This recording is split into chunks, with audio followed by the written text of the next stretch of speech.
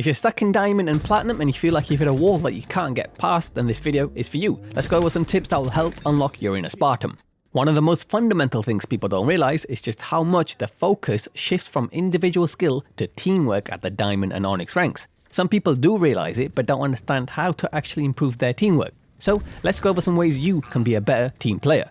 First of all, you need to move and attack together. It can be the difference between winning and losing. It's important not just for Slayer but for objective game modes as well. For example, if the other team has the oddball and you spawn but everyone goes down, do not run straight in and die. Waiting a couple of seconds to allow the rest of the team to spawn drastically increases your chances of a successful attack. Working together like this is something that becomes mandatory at the higher ranks. Another thing you should be doing is traveling in pairs. You don't have to be right next to each other, but try to be close enough that when you get into a fight, you can support each other.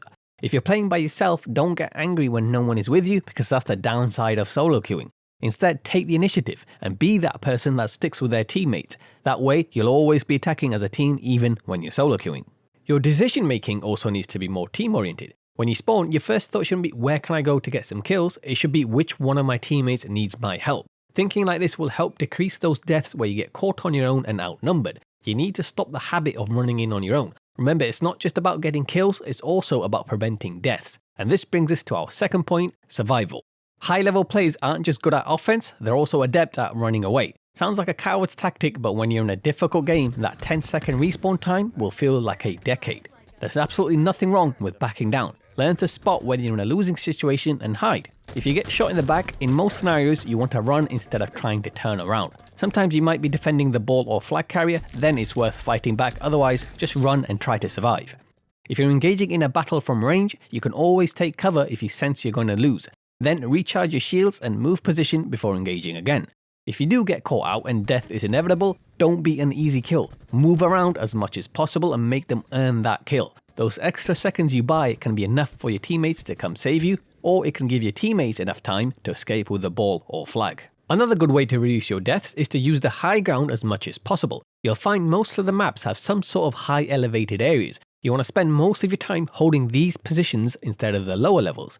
Being high up not only gives you natural protection against enemies below, but you also see a lot more of the map, allowing you to spot people early and even get some shots into them. There's nothing wrong with using the lower levels now and then. In fact, they are good to use for a sneaky flank. However, most of your time should be spent on the high ground being annoying as hell for the enemy team by calling out and shooting anyone that moves. You'll be making it a lot more difficult for them to push into the middle and create any kind of play.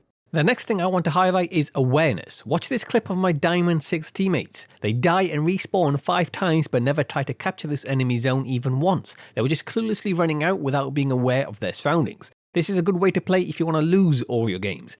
You need to stop playing on autopilot and take a second to look around, especially just after you spawn. Think about where the enemy could be based on your teammates' positions. That way you might be able to get to an objective uncontested or surprise them with a good flank. Also, using a headset is an absolute must at the higher ranks. I've been in far too many scenarios where I'm in a gunfight close to a teammate but they just walk past because they have no idea how close the gunshots are. And when you're holding objectives, you need to be able to hear gunshots and grenades so you know where the attack is coming from. So make sure you use a headset when you go into ranked.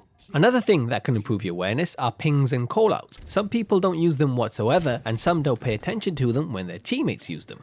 Utilizing callouts alerts your team to enemy positions. They can't help you fight if they don't even know where the fight is. You also need to listen and react to your teammates' callouts. If they say they need help, go help. As soon as you hear the callout, try making your way to them. If you can't get there, just look in their general direction as you might be able to get a couple of shots into the enemy, especially if you're using the high ground like I mentioned earlier.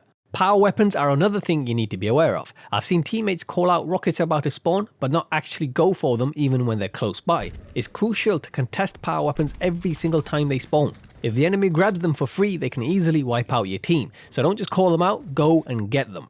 It's also important to use other weapons on the map such as the shotgun, stalker rifle and mangler. I see far too many people just walk past them and not even consider picking them up. If you're one of those people, then you're missing out on easy kills. That's all the tips for this video. I'll definitely be making more, so let me know in the comments below what rank you're struggling at and drop some tips of your own so I can include them in a future video. Thanks for watching and I'll see you in the next one.